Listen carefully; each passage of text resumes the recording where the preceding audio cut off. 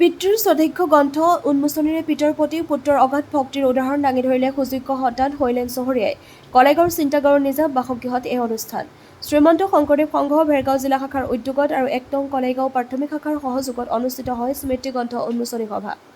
প্ৰয়াত জিতেন্দ্ৰ চহৰীয়াৰ পুত্ৰ শৈলেন চহৰীয়াৰ উচ্চ প্ৰশংসা গ্ৰন্থ উন্মোচনী সভাৰ বক্তাৰ। শ্ৰীমন্ত শংকৰদেৱ সংঘৰ একনিষ্ঠ সেৱক আৰু ভেৰগাঁও জিলা শাখাৰ উপদেষ্টা তথা কলেগাঁও উচ্চতৰ মাধ্যমিক বিদ্যালয়ৰ প্ৰয়াত কৃতি শিক্ষক জিতেন্দ্ৰ চহৰীয়া বাপৰ গ্ৰন্থ উন্মোচনী সভাত দেখা গ'ল অগণন ভক্ত, বান্ধৱী আৰু গুণমুগ্ধক। যোৱা ১১ মে'ত কলেগাঁও উচ্চতৰ মাধ্যমিক বিদ্যালয়ৰ কৃতি শিক্ষক প্ৰয়াত জিতেন্দ্ৰ চহৰীয়াৰ এখন স্মৃতি গ্ৰন্থ উন্মোচনী অনুষ্ঠান অনুষ্ঠিত হৈ যায়।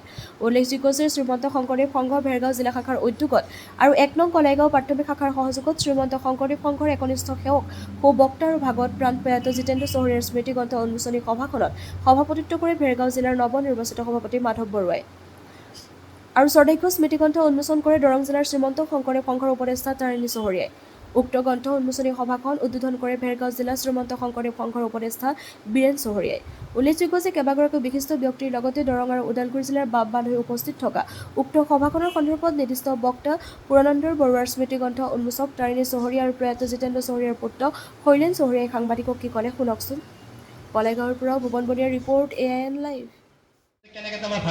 দেউতাৰ আছিল নিজৰ হৃদয়ত ভাগৱতক স্থাপন কৰিছিল। ভাগৱত সত্তা নিজৰ হৃদয়ত আছে আৰু দেউতাৰ ৩ জুলাই তাৰিখে পৰলোক প্ৰাপ্তি ঘটে আৰু পৰলোক প্ৰাপ্তিৰ পিছতেই আমাৰ বহু গুণমুগ্ধই এখন স্মৃতিচাৰণ সভা আৰু এখন শ্ৰদ্ধাৰ্ঘ্য গ্ৰন্থ উলিওৱাৰ কথা আমাৰ আগত ব্যক্ত কৰিছিল আৰু তেওঁলোকৰ সুভাষিস শিৰত লৈ মই এই কামত আগবাঢ়িছিলোঁ আৰু সকলোৰে আশীৰ্বাদ শিৰত লৈ আজি এই অনুষ্ঠানটো আয়োজন কৰিছোঁ। সকলোৱে দেউতাৰ গুণানুকীৰ্তন কৰিছে আৰু দেউতাৰ স্মৃতিশক্তিৰ যথেষ্ট প্ৰসাৰ আছে। তাৰ উপৰিও দেউতাই কোনো অন্তৰ্মুখিতা আৰু বহিৰ্মুখিতাৰ পৰা সমদূৰত্বত অৱস্থান কৰি সমাজত নীৰৱে প্ৰসাৰ বিমুখভাৱে নিজৰ কামখিনি কৰি গৈছে। শংকৰ সংঘৰ লগত ওতঃপ্ৰোতভাৱে জড়িত আছিল যদিও বিষয় বাছনি সভাত তেওঁ প্ৰায় উপস্থিত থকা নাছিল। তেওঁ এজন কৰ্মী হিচাপে বা এজন ভক্ত হিচাপে অনুষ্ঠানত উপস্থিত থাকিবলৈ বিচাৰিছিল বা নেতৃত্ব বা বৰমূৰীয়া হ'বলৈ তেওঁৰ একেবাৰে হাবিয়াস আছিল। একেবাৰে সহজ সৰল জীৱন যাপন কৰিছিল আৰু প্ৰতি মুহূৰ্ততে তেওঁ উপদেশেৰে নহয় কৰ্মৰে আদৰ্শেৰেহে আমাক পথ দেখুৱাই গৈছে আৰু সেই পথ আমি অনুসৰণ কৰিবলৈ সদায় চেষ্টা কৰিম। জিতেন্দ্ৰ চহৰীয়াৰ আমাৰ গুৰু হ'ল, প্ৰথম হ'ল পিতৃ মাতৃ, দ্বিতীয়তে হ'ল শিক্ষাগুৰু, তৃতীয় হ'ল আধ্যাত্মিক গুৰু। পিতৃ মাতৃৰ পৰা আহি মই যিটো শিক্ষাগুৰু পালোঁ, এনেকুৱা শিক্ষাগুৰু যিমানকেইজন ভাল পাইছিলোঁ তাৰ ভিতৰত এওঁ এজন অন্যতম। কাৰণ এওঁৰ পৰা মই শাৰীৰিক, মানসিক, নৈতিক, আধ্যাত্মিক গোটেইটা দিশ পাইছিলোঁ।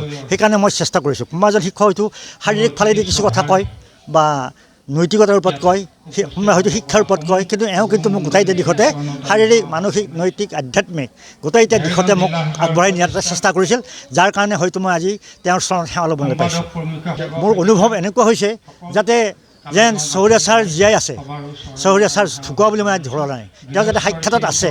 কাৰণ এইকাৰণে সাক্ষাতত আছে, তেওঁৰ গুণাৱলী আমি প্ৰকাশ কৰিছোঁ, তেওঁ থকা বুলি মই ধৰি লৈছোঁ।